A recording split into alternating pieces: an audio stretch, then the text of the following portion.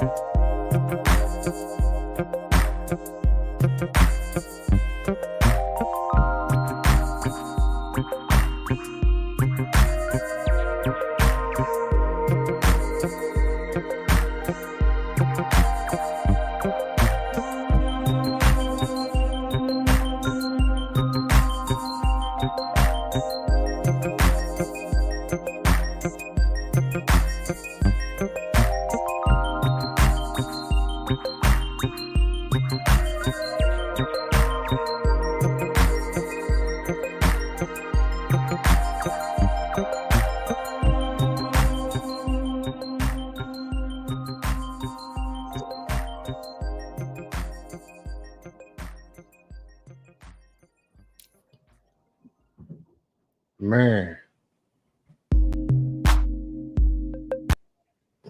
What up, though? What up, though? What up, though? What up, though? This your boy, Dwayne Barnes, today coming at you live. I'd like to welcome everyone to another episode of Chest Out, Heart Open, where we talk truth, transformation, and the roles we take to become the men and women we are called to be.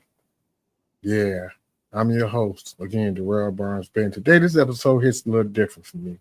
This one is personal. I'm usually here alone. This one is family. This one is legacy. Sitting with me today is my brother, my blood, my struggle, my life, Dwayne L. Barnes. You might know him from the iconic Menace to Society. I always get mad when people say that because he's been in so many episodes, so many movies since then. That's like an iconic role. You might know his face from the George Foreman film. He's a writer. He's a singer. He's a producer. He's a director. He's an all-around wonderful human being striving to be the best that he can be. You might know his work. But today you're going to meet the man, the journey, the battles, the identity, the evolution. We're talking Hollywood, Detroit, the streets, the truth, the trauma, the breakthroughs, and the real life story behind the actor the world saw on screen. This isn't just an interview. This is a conversation between two brothers who shouldn't be here statistically, but by the grace of God are still standing. So take a breath, open your mind, and open your heart. Because today we're going to go chest out, heart open. Let's get into it. Dwayne Barnes Bay, welcome. Chest out, heart open. What up? Audra told me I had to give you a Shannon Sharp type introduction. Yes. And yeah. I had a lot more I could have said, man, but I'm going to let you tell your own story, man. Because I know everything about you almost. Because, there's always that part of us that people see. And that's that part of us that we allow people to see. And then it's that part of us that we don't see ourselves. And we just got to go in there and do that work and bring it out. But let's talk. Let's go all the way back. Let's go back before the movie, before Hollywood, before everything, before that journey you took in 1990, January. Who were you growing up? Let's just get all the way back off into the Dwayne Barnes. Man, growing up in the city of Detroit, I was a insecure, frightened, embarrassed, just guilty. I was just a low self-esteem ridden person who just wanted to be the best that I could be. And where do you think that esteem issue came from? Well, it came with the program of my life. It came with, two parents who were teenagers, who were traumatized, who came from traumatized individuals who were just living dysfunctional, traumatized lives, who didn't have the capacity to build my self-esteem because they hadn't even built their self-esteem. So even though I know they loved me, there was a lot of love there, but they just, they were working through their things. So they couldn't support me the way I needed to be supported, Right. I was there. I was a witness to the everything that took place, and the thing that I often think about, and I tell people when I tell that part of our journey is that we had I had a childhood genius for a mother. Uh, had a lot going on in her head, had a lot of ambitions, probably had a lot of goals, but it was sidetracked or derailed, if you will, by her having children. And sometimes I think in my mind, like, dang, did we get in the way of our mother's progress and our journey? And I just think everything happens the way it's supposed to happen for a reason. And uh, uh, I, we was kind of like conversating pre-recording earlier today, and we was just speaking about some of the similarities that we have, though we have been separated by 3,000 miles for a number of years, but we often manifest some of the same emotional traits, things that make us happy, the things that make us sad, how we respond to outside stimuli, things of that nature is similar. And I joke, I'm like, man, you my twin. But when I thought about it, I was just thinking about some of the stuff that was instilled to us, like you just said, by our parents, some of the inherent things that we don't see. And ironically, we are sitting here having a podcast talking about our parents who didn't even live to be uh, live more than 35 years on this planet. So some of the things that we possibly could have seen, uh, that some of the traits that they had that we could see in ourselves, we were denied that. You know what I mean? But just by virtue of us having some of those similar things, man, I just find that interesting. And when I asked you about your child, about your esteem issues, I was asking you that for a reason. I was like, I've always associated to it how many times we moved growing up as a result of that dysfunction. Did you ever think about? Have you ever thought about how many elementary schools we went to, and from California to Detroit? Yeah, That's well, it was crazy, about, ain't it? yeah, it was what, 13? I mean, it was about 9, 10, Somewhere around there.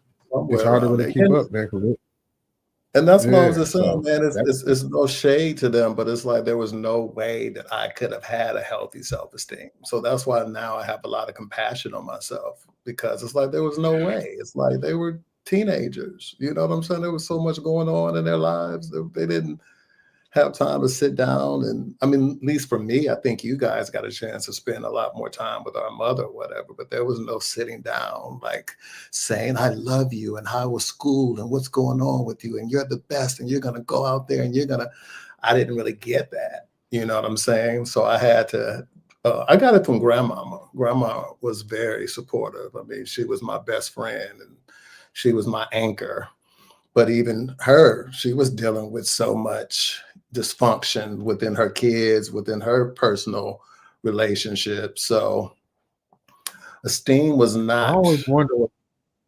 Yeah, what. I always wonder what made you think that we were able to sit down with our mother and have this loving, wonderful conversation. Because the only time I remember ever that happening is when all of us were younger, and I think we was in elementary school, maybe like the third or fourth grade, and we used to sit on Buena Vista, and we used to sit around, and she used to sing uh, "Kumbaya" and teach us about Martin Luther King, and but outside of that, uh, I don't.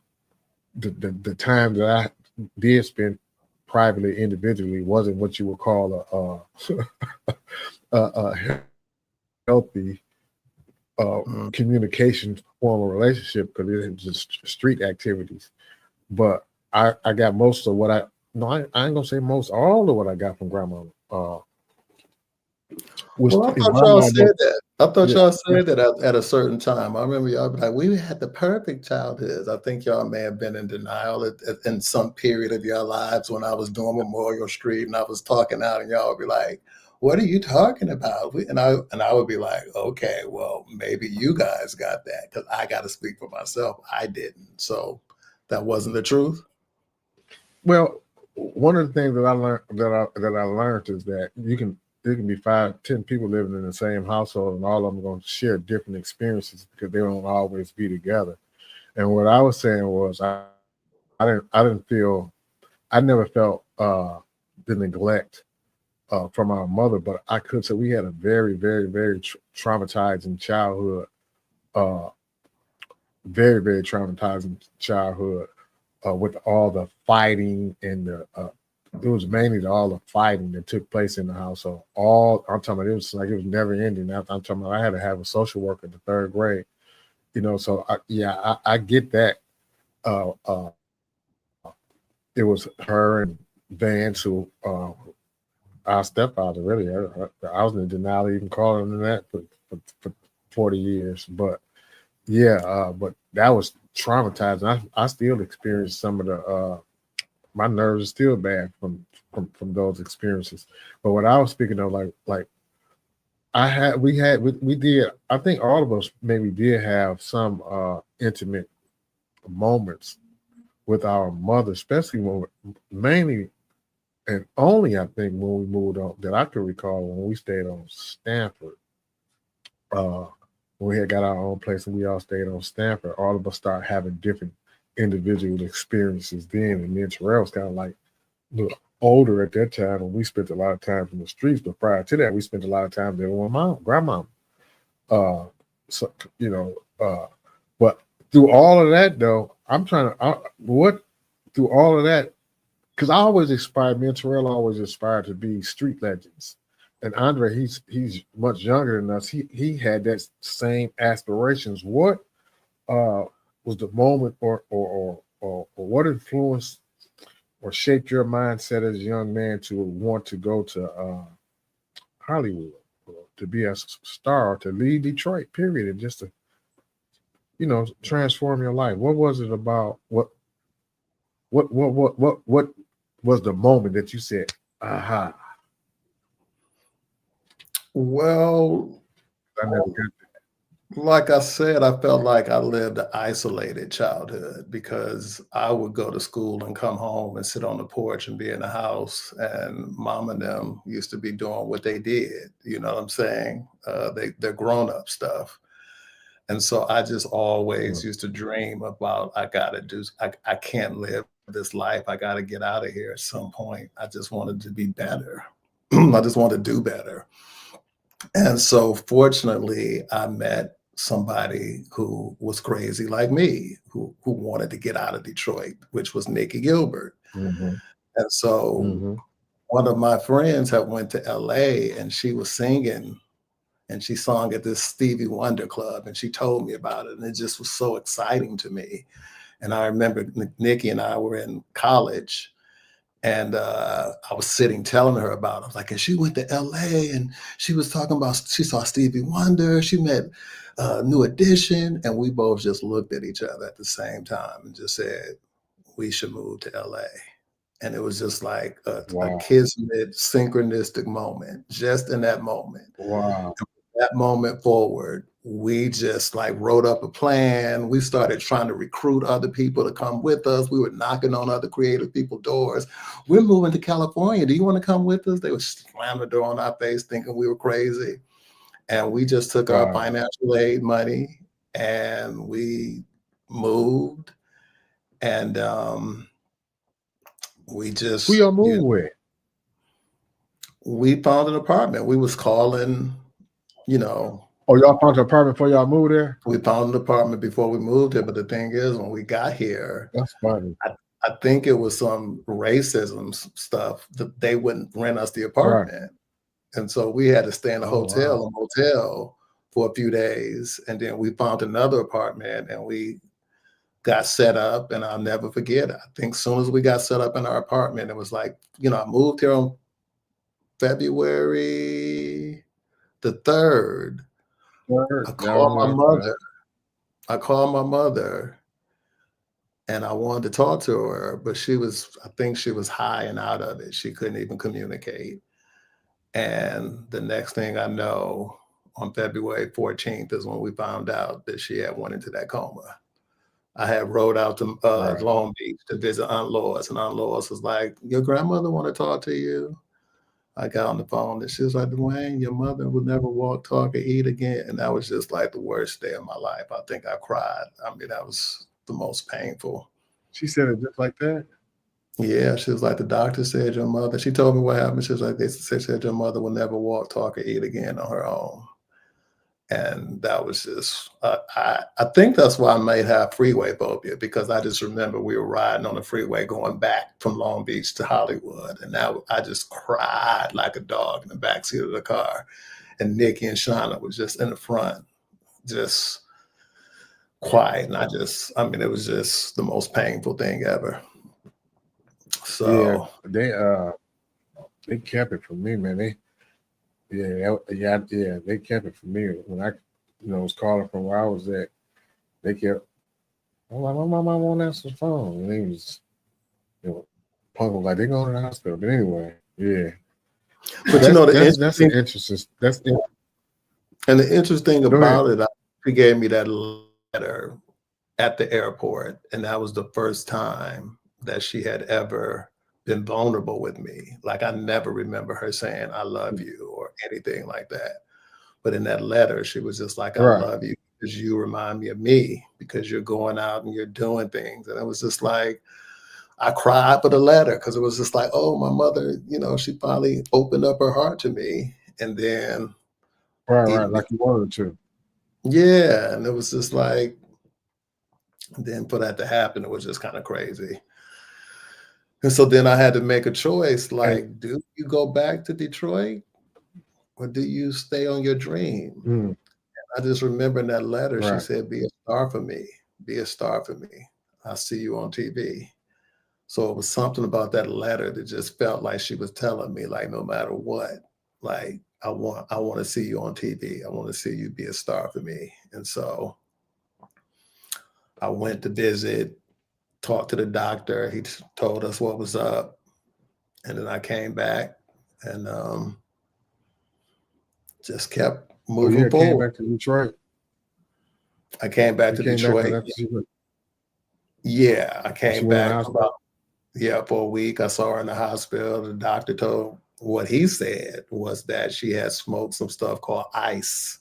This is what the doctor said. He was like, there's this stuff on the street. It was called Mm, ice. And she smoked it, and she just happened to be one of the unlucky ones. And it affected her brains and killed her brain cells. And that was the situation.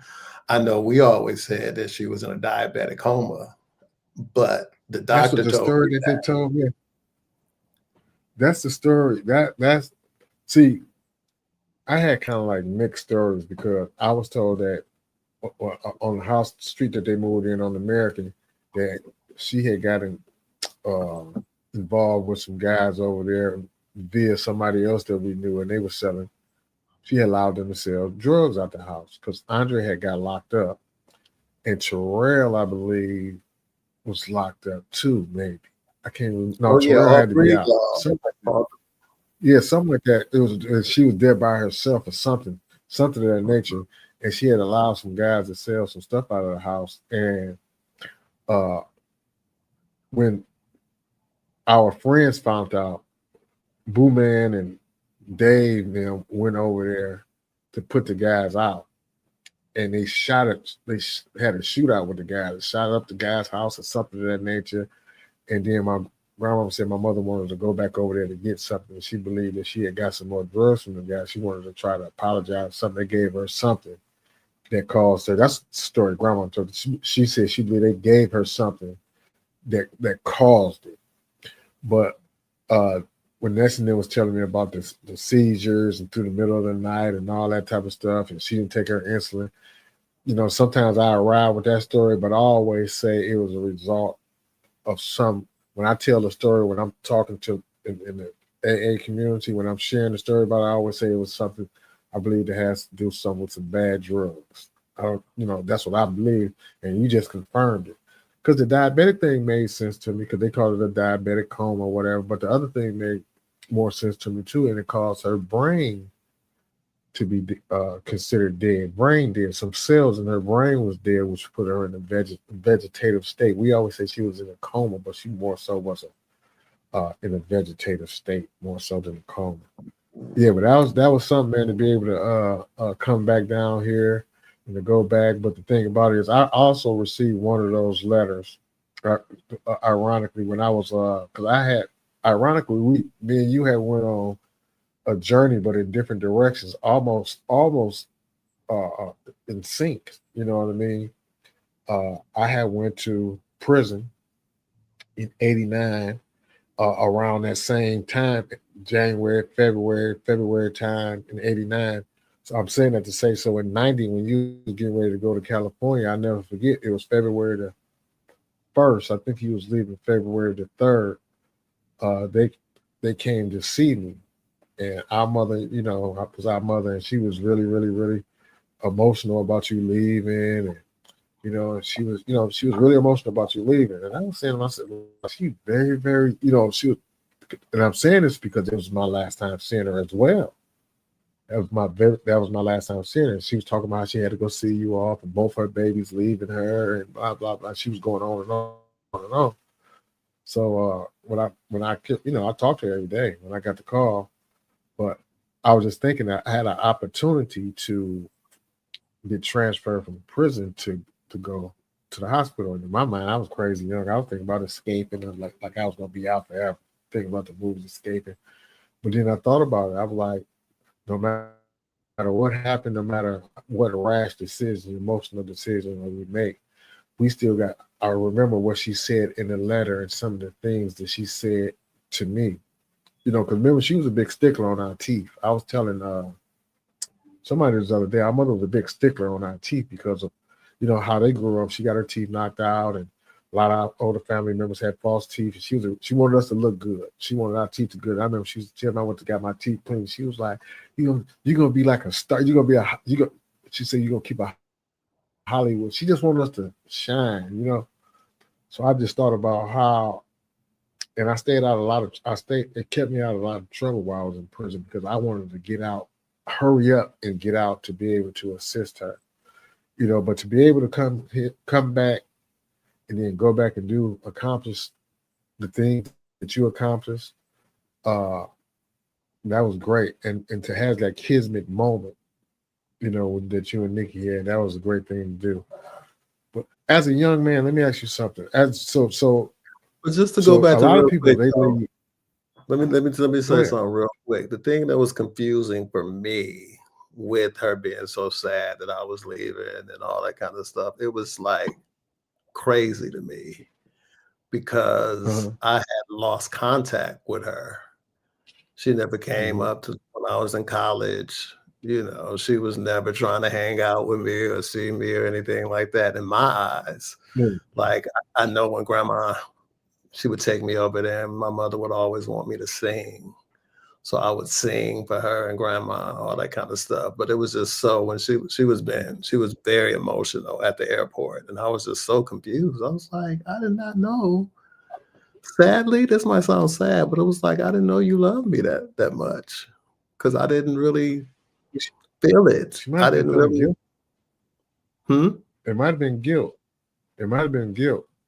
But then again, when I started off talking, and I'm gonna tell you something that I think in my mind, I can't speak for nobody else, but and I can't really speak for her neither. When we was coming up, it always was like you were different from us. And what I mean by that is, like I said, we were always striving to be street accepted. You were, you know what I mean? And then I thought about this earlier today. None of us really had any friends growing up outside of the Tillman Street people that we knew because we always were moving. Only solid people or solid friends that we had was wherever our grandmother stayed at. You know what I Mm. mean? And we was always being plucked away from her and the people that we felt comfortable with. So we was always put in uncomfortable situations. You know what I mean? In our home with the fighting and the drinking and the stuff that was going on when we went to school, being a new person on the block all the time. Me and Terrell being light skinned with Sandy Brown, great, all that type of stuff. And then you being our little brother. And then we coming from what we did, the house, from the trauma we just experienced all night and trying to go to school with this in our, all that type of stuff, man. And then only time we really felt safe was when we was at mama house. We was like on a roller coaster in our life. You know what I mean? We was on the up and down. So we always felt I always felt, and Terrell, me and Terrell twins, we talked a lot, we collaborated a lot. It's like Andre following our footsteps. We always felt like when we did get into those neighborhoods, what we want to do, we got to do certain things above and beyond to be accepted and be tough and to be seen all the time. We really wasn't those guys, you know what I mean? We all had that same inherent personality that you got, but we was putting on this mask, and you was looking like, man, I ain't got time for that shit, because you tried it for a minute, a couple times. I was so You scared tried for it, you know y'all. what I mean? That's what I'm saying. I used to be sitting in the house just scared for y'all. Y'all don't even know. I used to be so worried about you guys, worried about everything because y'all were out there. And I'm like, remember I was a little kid talking about, Mama, you better get those babies. Mama, you better get that Yeah, baby. yeah, I call me Old Man River. So I still had Old Man River inside of me. It's like my brothers out there, they in danger. Who gonna get them? You know what I'm saying? yeah. But you try to put your toes in the streets, not in the streets a little bit, but try to hang out a little bit. And this seemed like you was like, man, I don't like this, man. I don't like nobody cracking jokes on me all the time. You know what I'm saying? Because I remember one time, you had a friend when we stayed up on Penrod, and you had a friend, and this friend had some money. His family had money, and you was hanging out with him, and he was spending his money on you, and then my little slick butt was gonna try to slide in with y'all, and then I burnt that boy back up. I never forget about that when I threw that firecracker down his shirt. I mean that jumping jack. I didn't do it on intentionally, but the whole thing about it is we was trying to work that boy up out of that couple hours.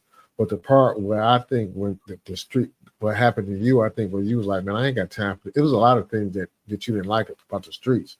But I remember one time I thought you'd never be you know, peace pipe smoker. Uh, is when you had that bad. I think it was on Easter. It was on When we was Easter down the street. Sunday. Oh, yes, when I Yeah, we was smoked down there. You started talking about you years see old. devils, or all of us had horns on our heads. And you was like, man, y'all devils. Y'all got horns on y'all head. And it seemed like after that, it's like you got really, really involved in drama class. You already was involved in, but it's like you just got heavily involved, in my mind, heavily involved in your craft that you make a living off of now. It's like you just like, man, I ain't got time for that. This is what I want to do, because you always liked to sing, and you always liked to sing. But at what point did you feel pulled towards acting? Well, in 11th grade, when I met Wendy, when I was in Spanish class, and they had announcements for the drama squad. And I just remember listening to that. Right, And I was like, wow, that's interesting. But I didn't go. And so she right. was telling me, she was sitting behind me. She was like, oh, I'm in the drama squad. I was like, well, I wanted to audition for it, but I didn't go. She's like, you wanted to be in the drama squad? I was like, yeah. She's like, I'm taking you down there. She took me down to the drama teacher and was like, this my friend, and he want to be in the drama squad. And so I went down into that basement because it was in the basement, and it just changed my life. It just changed my life because that's where I got a chance to express myself. I got a chance to scream and cry and be vulnerable and get all of those feelings out. Because how could we get? Well, y'all said I was bullying Andre, so I guess I got him out in my bullying of Andre as a child. But it's like, imagine all of that stuff we were seeing and going through. It's like you couldn't get angry. You You couldn't acted say out. you Yeah. couldn't express yourself. So acting was the first Mm. time that I was able to step outside of Dwayne and stand in the shoes of somebody else and be able to cry or to laugh or to joke or to be silly and goofy. And so Without I nobody just talking, without nobody judging you, like we did as a family. If you cried, oh man, you a punk, or you ain't this, and we just call each other names instead of, yeah, I get it. And I'm gonna tell you why I get it. You know why I used to skip school? You know why I didn't go to classes when I got to Cody? I didn't go to wow. class when I got to Cody because I didn't have the courage to do what you just said you just did. I didn't have the courage to I wanted to go to drama class. I wanted to participate in I wanted to experience everything that high school had to offer, but I was too busy trying to fit in with the cool kids. I wanted to go to drama, but I didn't know what they was gonna say. I never remember having a French class, and me and Boo Man was in that French class, and I wanted to learn that French because it was just something different. I always been attracted to something different, but I didn't have the courage to do what you did because I was still caught up in the crowd, and you separated yourself from the crowd and was able to hear your call. You know what I mean? And I said all of that to say that's what separated us from you in my mind growing up. And now when I look back, when I think about it, when I be hearing, when you speak about uh, the experiences that you felt with our mother and our childhood surroundings and things of that nature, and I be saying to myself, man, I didn't know he felt that like that too because you stepped away. You didn't try to you know do the things to cope Well, with it they the way spit we me did. So I out. always just, Well, huh? the street people didn't gravitate toward me. I was the weak, sissy, punk, whatever I was that they said I was. They didn't. Terrell was too. They used to But say that about Terrell too. yeah, but it's They just said like that Terrell traumatized by that right now to this day. yeah. So it's like JB and all them. I didn't go places I wasn't welcome. So in that community, I was just not welcome because I wasn't that like bitch muff, you know what I'm saying? I wasn't that personality. So it's just like, so I was with the nerds and the people who study, and it's like, let me read, let me. So that's kind of how I went that way, you know? But what I'm saying is, it didn't seem like you was a nerd. And I'm about to tell you at what stage of life that I'm talking about, because I think this may be around the time when you separated yourself. Because I don't want to make you mad. You was a little beast when we was little. Remember when we stayed on Penrod and we went to McCall? No, Dixon. Dixon in the early messenger years. And when we used to hang with Troy, and used to hang with us too.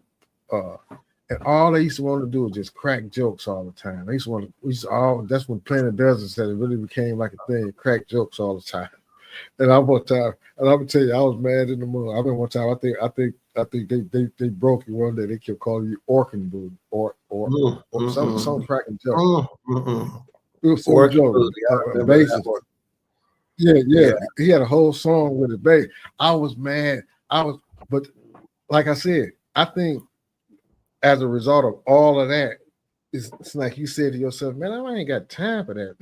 I'm talking about that was early on, but like you had your ways with your crowd too. You was more kind of a dominant figure in your circle. You wasn't like a weenie or what I mean, considered like a weakling in your circle. Because I remember I can't remember the couple of female girls you had. You was No, kind here's of the like a thing. leader No, here's the in your thing. circle. I'm not weak, and I never have been weak. But No, I'm the type of person that I can sit back and allow other people to shine. You know what I'm trying to say? Like I'm a right, good right, wingman, even though I'm a powerful right. wingman. I'm a leader as a wingman. You know what I'm trying to say? So it Exactly. wasn't like a I weakness. know And what exactly you're what you mean. talking about with the organ booty, it's just like those people didn't feel like they liked me. Remember we tried to get into Bud's party and he was just like, he can't come in. And me and you Mhm. walked. It's just like it just felt like they just kept aborting me. Like I just could not connect with that environment. And I took the message. It's like, okay, that's not your people. Then connecting with the Wendy's and the Nickies and the Williams and all those people who was into that's where I kind of excelled. You know what I'm saying? And then, of course, that came with its Exactly. challenge, you know? Yeah. Yeah. But you Yeah. found that out, as time progressed. And the thing about it is everything that you're saying is kind of like exactly what I'm thinking. And I'm just like, you had the courage. And a lot of times I'm saying this because sometimes we have had conversations you felt like you didn't weren't courageous. And I'm showing you that you had the courage to step away from that. Well, we was weak willed and we stayed involved in it, man. And sometimes I say to myself, I wish that I had the courage at that time, but now me knowing what I know, everybody had to go through what they had to go through in order to be what they're gonna be, right? Uh so you got the acting bug. You got the acting bug, you're going to acting class and all that type of stuff. And Terrell liked to pat himself on the back and say he was your first manager and plugged you in with the Mike Matthews. Uh, how big of a role did Mike Matthew experience? And I want to say this too. All my friends, like our real friends, like when I say that, I'm talking about like Hank, Baby Harold, and all of them. They always believed in you. And what made me think about that is this Mike Matthew thing, that peanut butter and jelly thing. Man, we love that particular play. How I'll never forget. We was always there with boots on the ground. But how did linking with the Mike Matthew experience, was that before the drama class or after after you were in the drama class? And did that open you up even more to having that conversation with Nikki at that time? That was before acting. That was before Nikki. Nikki was college. So that was like beginning of high school.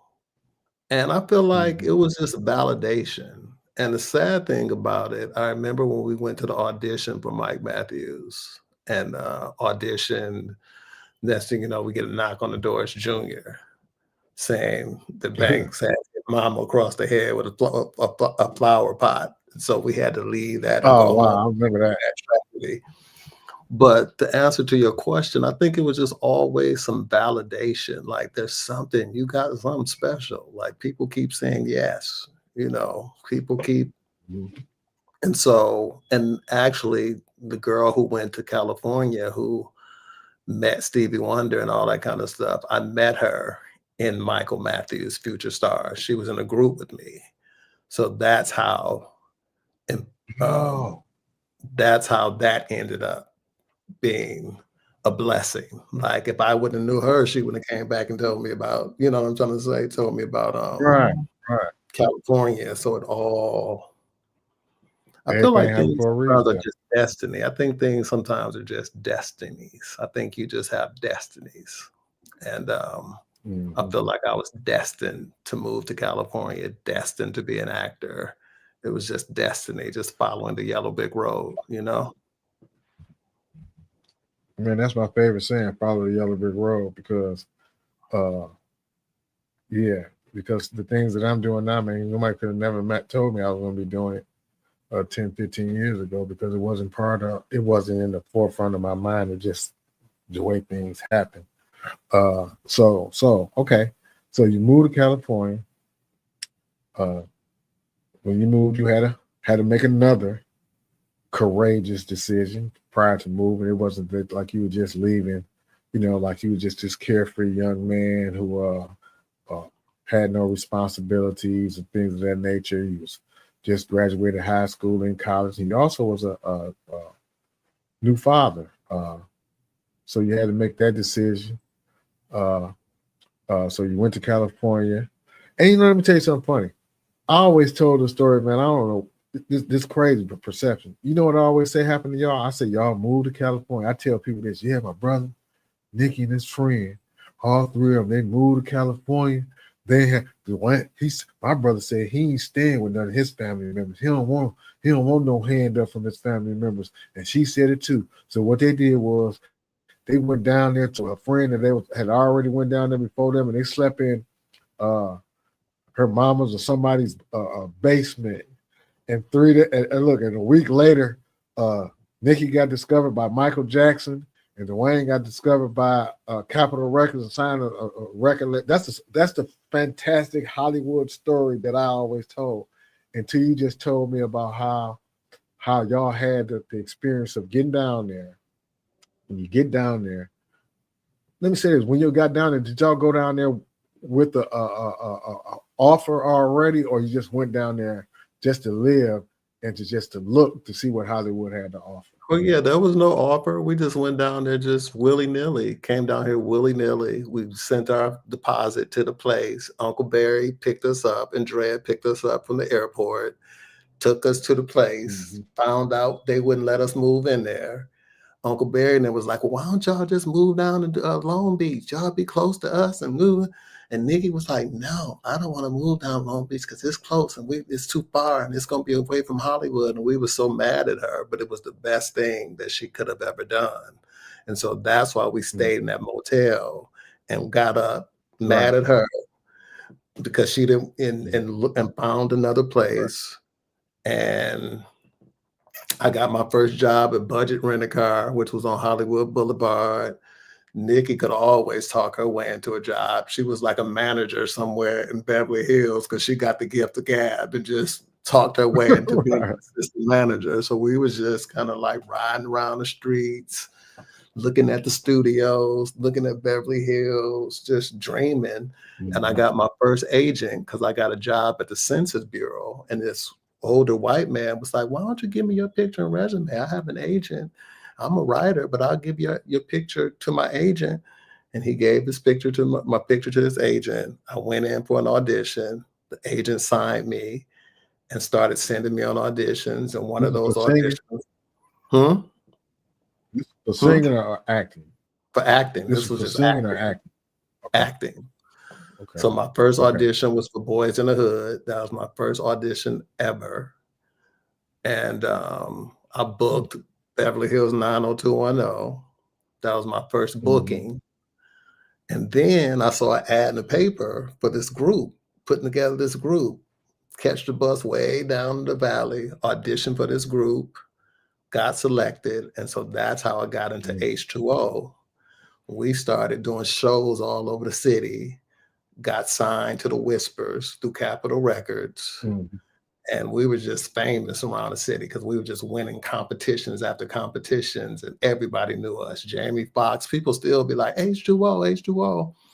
So I was doing the acting and Yeah. I was doing the acting and the music. And then I booked Menace to Society. And I remember when I got that audition, I called my grandmother. I was like, Mom, I got this audition and they want me to say this line.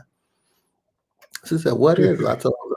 She was like, well, you ain't laying like that. It's just a role. Do it. Right. Do it. Yeah. So get I did that it. money. Yeah. So I did it, and never in a million So when the years. white man can't jump in there. White man can't jump. We was just an extra. We were just extras in that movie. I know, man, but that was the first time I ever seen you on film, though. Barely, but I seen you on film. But So that was so was around that this all same, before all that same year? Yeah. all on But that I'm same. intrigued by this, man. You know, I'm so intrigued, man, because a lot of people go to California, man, and they never, ever experience what you experienced, but they went out there to experience that. They end up homeless, severely homeless, broken, and you telling me this, and all this it started within the first 30 days, right? As far as finding the place, Finding after a y'all place. got there. Mhm. No, you still want to keep giving the publicity version of it. The publicists make it so Yeah. easy. It was spread out. I would Y'all say stayed in the hotel February. for how long? We only stayed in the hotel for probably like a week and Right. then or less. And I just remember people banging on the door, crackheads, because it was crazy. We all scared. It was like a movie. It was like so freaking scary. It was crazy. Y'all was in So Hollywood. we was in Hollywood, and Hollywood used to be super sketchy, super sketchy. Mm, And so we found a mhm. new place in about a week. And I would say I got my agent in about 6 months, maybe about 6 months. And I booked my first 90210 maybe like in a year or so. Mm, But that yeah. is quick. It is But you found quick. the It was a place in a week. blessing. Yeah. Yeah, y'all found the place in a week. Yeah. Yeah. That That's why I felt like my but mother it was seemed like everything was falling in place. that's why I felt like my mother, she's laying in that vegetated coma, and I felt like she was sending me positive energy because she's like, my baby is going to be a star. I want to see him on TV. So I just do feel like Mhm. there was some power, some forces that was, and I'm sure I had a praying grandmother. I was praying. I was in church. That's the one thing I used to do.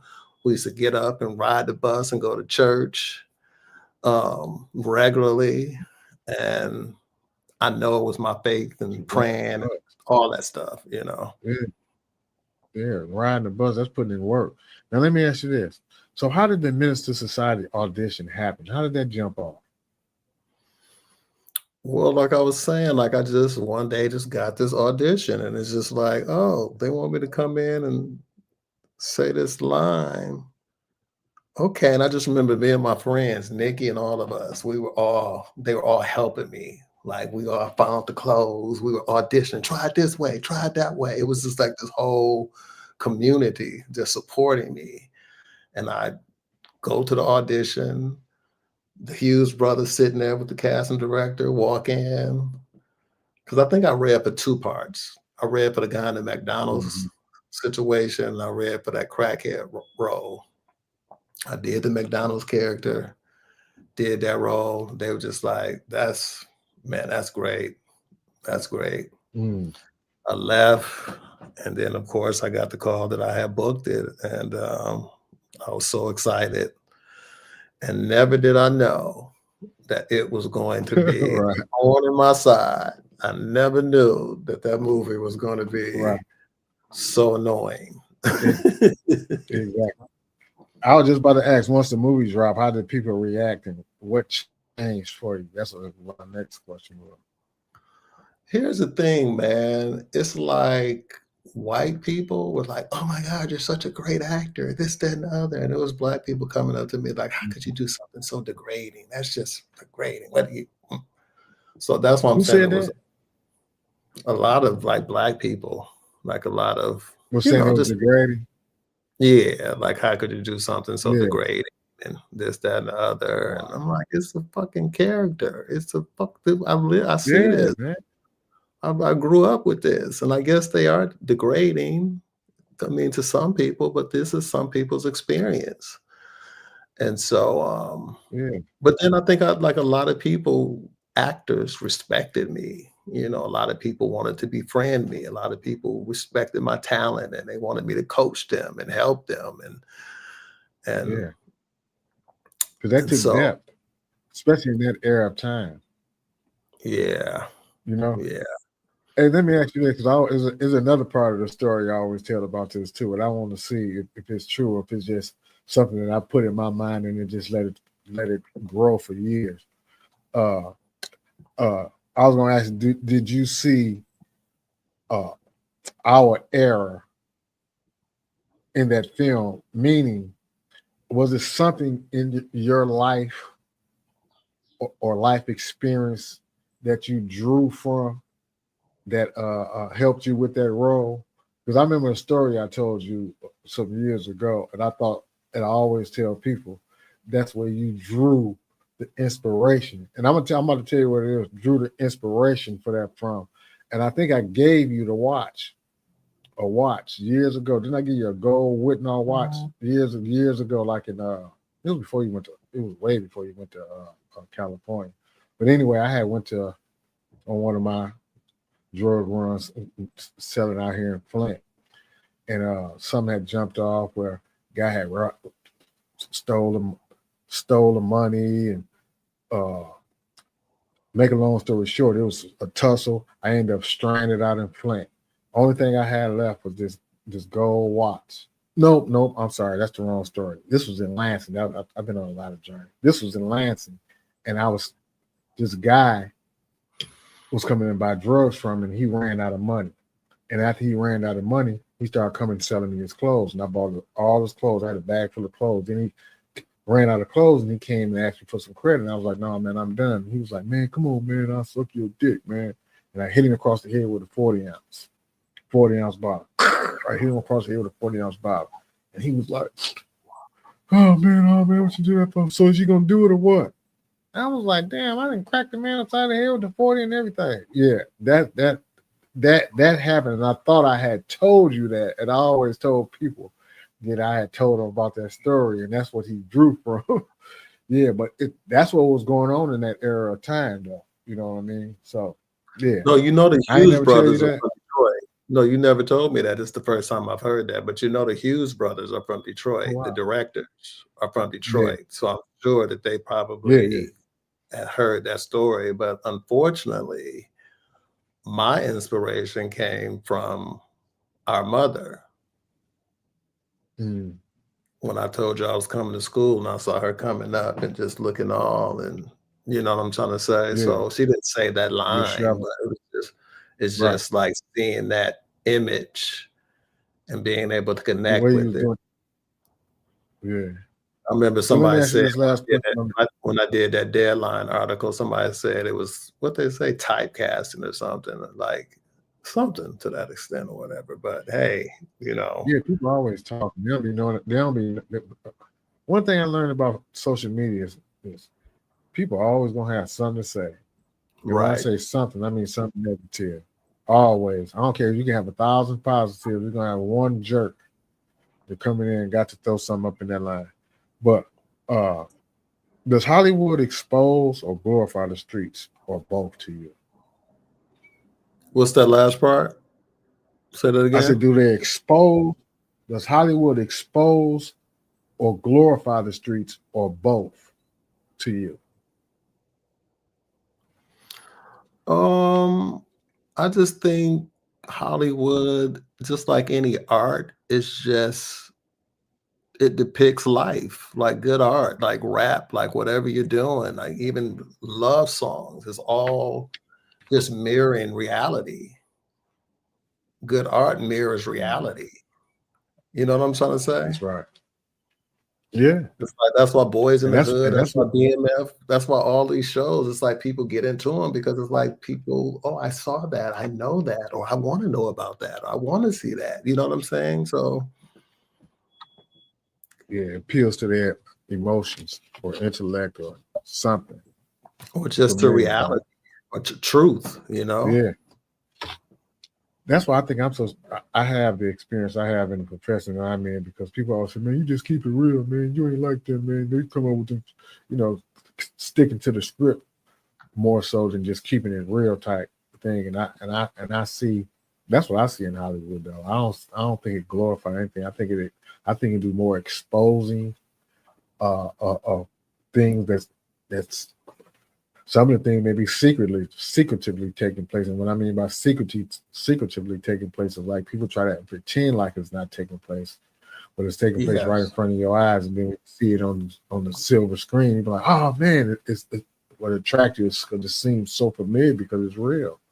Yeah, it's like Yeah, blinding. people don't want to see the truth. They don't want to see it. They don't want to see even Yeah, like like they talking about even when they talking about like, you know, they're all seeing all the gay people on screen and this, that, and the other, and how Hollywood is yeah, putting yeah. that up in your face.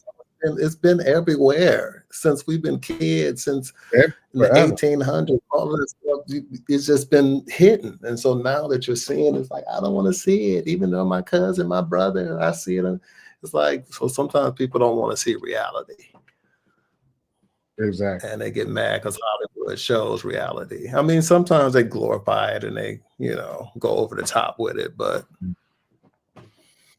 I think it's just the That's to truth. make it Hollywood. you know. Hey, well, what was the toughest Mhm. chapter of your life, mentally, emotionally, spiritually, whichever one, however, which one you want to address? Whew, I think all my life has been that way. I think my life has not let up. It's just been it's still tough because I could say these last 2 or 3 months has been the toughest moments of my life, you know. But Mhm. I feel like my whole life has been tough, and I know that may sound victim based or morbid, but it's just been a challenging life that I have been given. And I would say we have been given. I feel like as a family, Mhm. our bloodline, and it's just been challenging. But now I'm looking at it like it's because we're strong and powerful, and the devil wants to do anything. The lower forces, whatever you want to call it just want to stop the greatness. And so Right. it's just have to keep the faith because it's been a hard knock life for us. It's a hard knock life. Uh, so, was there a moment where you said to yourself, "Something got to change," though? um now now like Mhm. for most of my life I was self-medicating with success, with people, codependency, with weed. And now I'm like, I need to shift that, because the one thing I realized, a part of my bloodline, I feel like that's something that my parents did and grandparents did and the whole community did. It's like the not trying to focus on heal the trauma. It's like Mm-hmm. put all that stuff down, put the friendships down.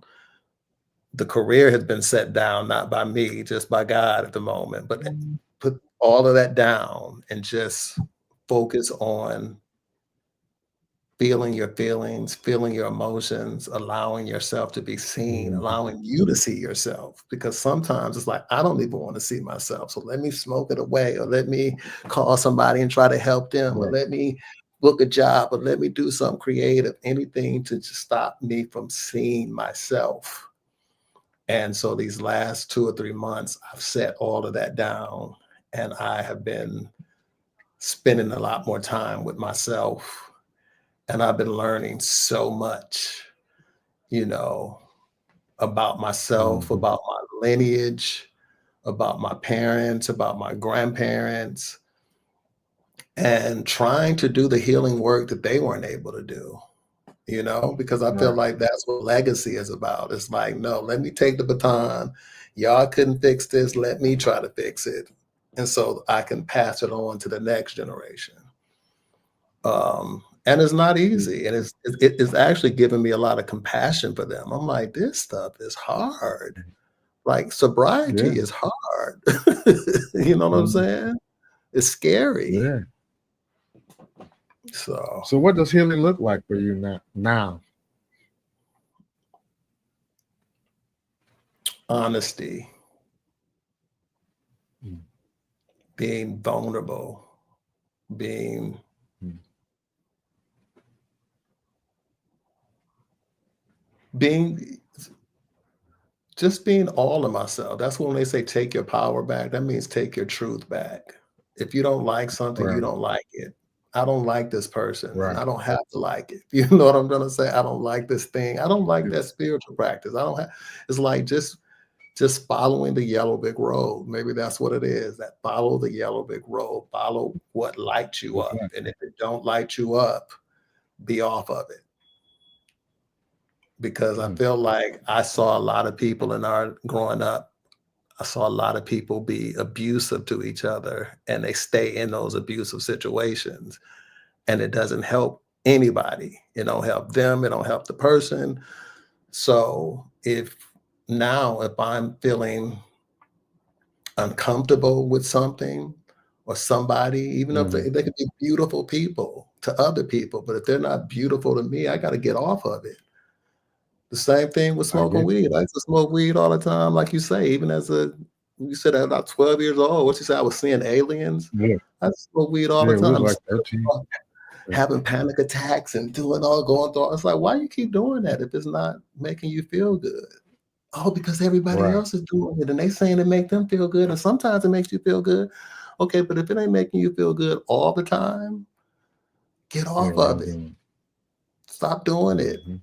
Do the things that make you feel good at least 90% of the time, because of course you're human and things are going to show up. But it's like healing is like learning how to take care of myself, how to love myself, how to trust myself, how to know myself.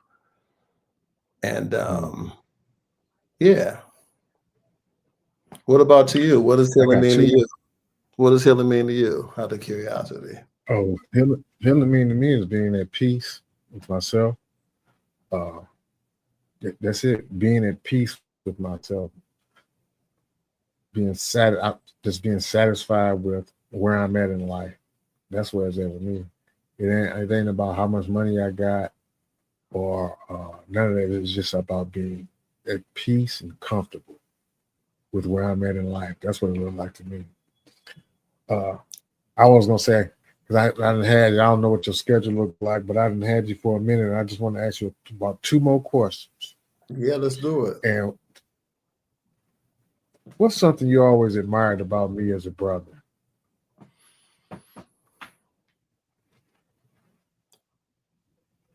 What I have admired about you did not come until when did you get sober this last time? When did you become a recovery coach? When did you get married? When did you 2006, 16? 2016. Yeah. 2016 is when I began to admire you because I had never seen anyone else in our family do a whole 360 from Mhm. being a drop down alcoholic, being in abusive relationships with women, just being dumb for Mhm. women, and just be like, "When are you gonna stop? Why?" And then you just Yeah. completely just shifted it. Got a beautiful wife, cleared Mhm. all of that, got a great job, got a great place, a Yeah. great car. It's like that's when I was just like, that's when you became like my twin, I my thought it was life. when I came to California. No. But that's around the Lord, same period though. With I know I with was joking. I thought, yeah, I was just joking. But yeah, I think now the other two questions is three questions. What's Why do you think we survived when so many didn't?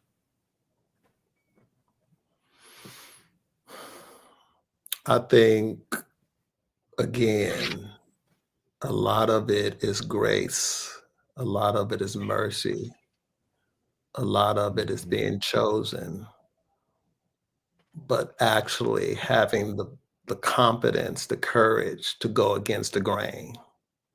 I know one of your Mhm. favorite books is The Road Less Traveled. It's like having Mhm. the confidence to be like, everybody doing that, having the confidence to be like, no, I'm gonna go over there and do that. And everybody like, you a sissy, you at this, and you at that. It's like, okay, y'all can call me whatever, but I'm gonna go over there and do that. Those are the people who Right. win. And I feel like that's what you did, and I feel like that's what I did, Mhm. and I feel like that's what Andre is doing now, and Terrell is doing now. Correct. Yeah. Exactly. Mhm. Exactly. Okay.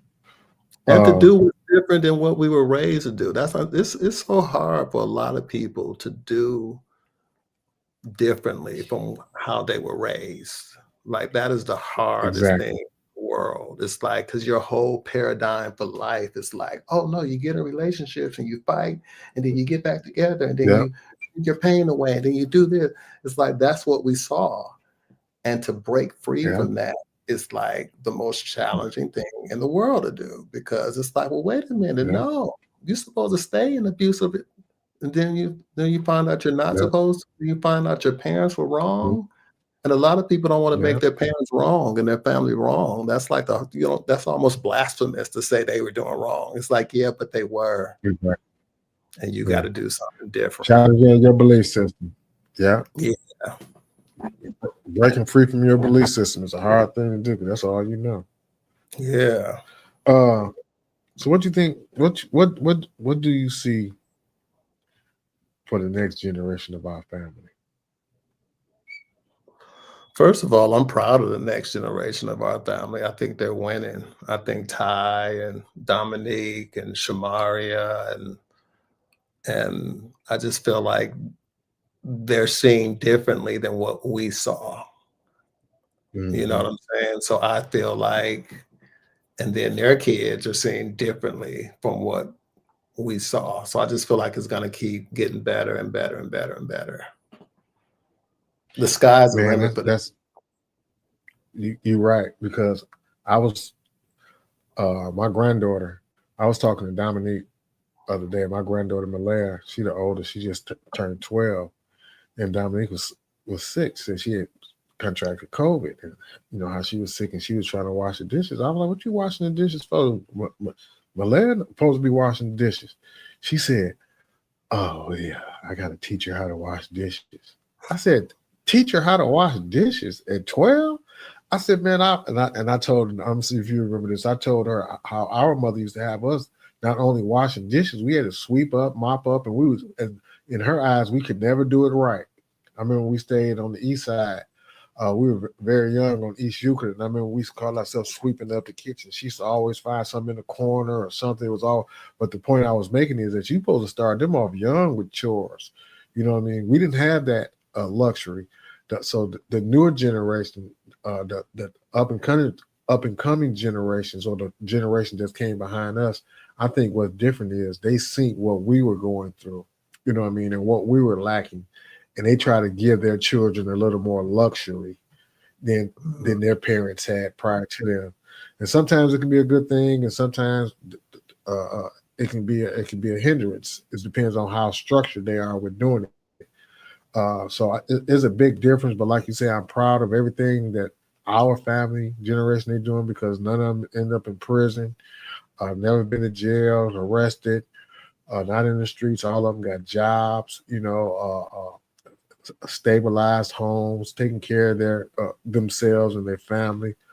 So you're right; they're much different than what we were at the age they are that they've been doing. They've been doing it all their life. Matter of fact, ever since my daughter, I was thinking how my daughter and your daughter, I was thinking about how they've been with the same dude since high school. And man, we done went through some things in our time. So it's much different, and I'm very proud of them too. So before we get out of here, I want to ask you, Let me just say this what's before you say next this. for you? Let me just say this right quick before Come you on. ask that question. I just want to say, like, when I think about our mother and our aunts, and it's like they were doing the best they could. Like they tried. Of My course. mother tried to be a great parent. Like she wanted to be a great Mhm. parent. But when you don't have avenues to really heal those traumas, you know what I'm saying? When you can't get the right help, because for most of my life, I'm not getting the right help. I was getting help, but it Right. wasn't the right help. And I just feel like Right. I don't want to sound like I'm being harsh or not compassionate on them. I just think they were going, it was a time where it was either church or the liquor store. You know what I'm trying to say? And Mhm. I don't think the church was the right help for a lot of them. Like a lot of them needed some deep trauma work. You know what I'm saying? Exactly. So, I agree wholeheartedly. so I know you asked me what's next for me. Honestly, I'm flowing with God. I'm trusting whatever He has for me, whatever life has for me, whatever the yellow brick road has. Sometimes it's like, oh, I want to be a star. I want this. I want a series. I want that. Of course, I want all of those things, but I realize that I have tried to control my life and my career, and only to realize that I'm not in control. I thought I was, but I'm not. And so now I just Right. let go and I allow, like I told you, I didn't do any hustling when I moved here. And all of the things that happened in my life was just being at the right place at the right time, just kind of in Mhm. alignment. And so my goal is just to Exactly. stay in alignment and see what Mhm. shows up. You know what I'm saying? I feel you. I feel you. Yeah. Well, this was to me, this was a very powerful, uh, enlightening.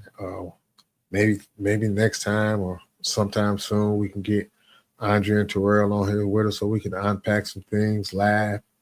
You know, remember, we done lost almost a lot. I don't I don't know if you thought about it. You probably have, but when I think about it, mostly every last one of our parents, grandparents, great grandparents, all of them are gone. The only person we got now is our in our immediate family is uh, our mother's sister, Nessie, our auntie, uh, and us. You know what I mean? It's like in our immediate family, it's like Nessie did me and Terrell did you. I'm like, whoa, you know what I mean? So we had a pivotal point. I'd like to thank you. That's like I said, that was powerful to unpack some of that stuff, man. I'd like to thank my brother Dwayne L. Barnes. I like to keep that L in there. I know you had that fight with that L for coming on here and giving us the truth. Not the Hollywood version, not the filtered version, but the human version. You know what I mean? We talk legacy, we talk pain, breakthroughs, healing. in the journey from the block to the big screen to becoming a better man. Episodes like this, bro, remind us that success isn't a straight line. It ain't linear like everybody think. Growth ain't a straight line. Healing ain't a straight line. But as long as you stay accountable, stay honest, and keep your heart open, you can rewrite the narrative that once tried to write you off. To everybody listening, if today's episode touched you, inspired you, or made you reflect, share it with someone who needs it. Follow us on all platforms. YouTube, Chest Out, Heart Open, on Facebook, Street Culture from Hood to Hood. Tune in every week. Next week, Sunday at 6 o'clock. Thank you, brother. I love you, man. Love you too, man. I'm so proud of you, man. Keep doing these great things, man. Keep making me proud. Since 2016, you're going on 10 years and me being proud of you. Yeah, it's about to be an eternity now, man. All right, brother. I love you. Everybody subscribe to Chest Out, Heart Open YouTube page. Like, subscribe this page, and share it. Peace out. Peace out.